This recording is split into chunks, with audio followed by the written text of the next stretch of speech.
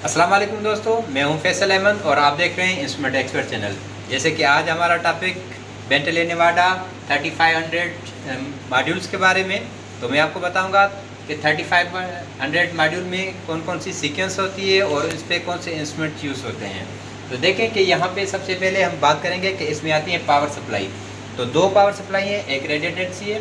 तो इसमें fuse check करते हैं। अगर कोई मसला आ जाए पावर सप्लाई में तो सबसे पहले आप इसके फ्यूज़ चेक करेंगे, और जब इंस्टॉलेशन होती है तो इसकी 6 एम्पियर की होती है और 250 वोल्टेज एसी की पावर सप्लाई होती है, और इसकी आउटपुट 24 वोल्टेज होते हैं।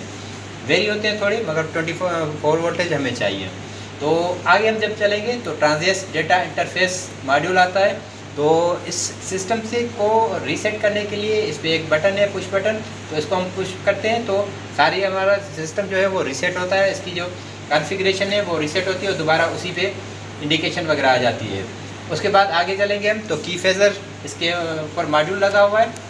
तो की फेज़र भी दो लग सकते हैं, एक जो है वो रेडिएटेंसी है।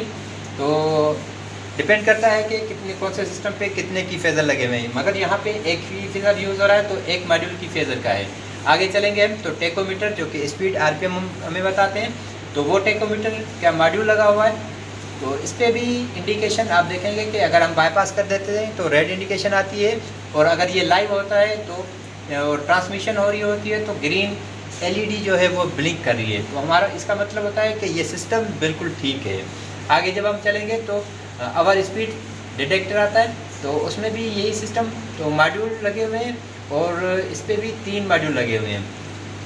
जैसे डिपेंड करता है प्लांट पे कि आप कितनी प्रोटेक्शन रखना चाहते हैं, उस हिसाब से चैनल्स के मॉड्यूल जो है वो बढ़ते जाते हैं।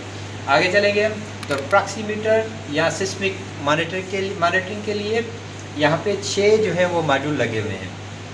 इसमें प्रॉक्सीमीटर आ जाए या आप सिस्मिक प्रॉब आए। सिस्मिक प्रॉब जो आपको पता है कि वो बॉडी की वाइब्रेशन मेजर करता है, और प्रॉक्सीमीटर जो है वो रेडियल और एक्सियल जो है वो वाइब्रेशन मॉनिटर करती है।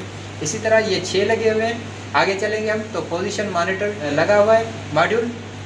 उसके बाद 16 चैनल रिले लगे हुए हैं। तो ये होता है कि ये इंडिकेशन आती है अकॉर्डिंग टू वाइब्रेशन। इंडिकेशन के मुताबिक हमारे यहाँ चैनल पे उसकी इंडिकेशन आती है, तो हमें पता चलता है कि कौन सी इंडिकेशन यहाँ पे आई है। उसके बाद कम्युनिकेशन गेटवे मॉड्यूल आता है, और अक्सर सीक्वेंस तकरीबन सेम होती है, मगर कहीं पे प्रॉक्सीमीटर जो है वो अवर स्पीड से पहले लगा होता है, कहीं पे स्पीड प्रॉब जो है वो पहले लगी हुई है। तो जब हम फील्ड में बात करेंगे तो यही जो है इन्हीं चैनल पे कनेक्शन हुए होते हैं हार्ड वायरिंग के।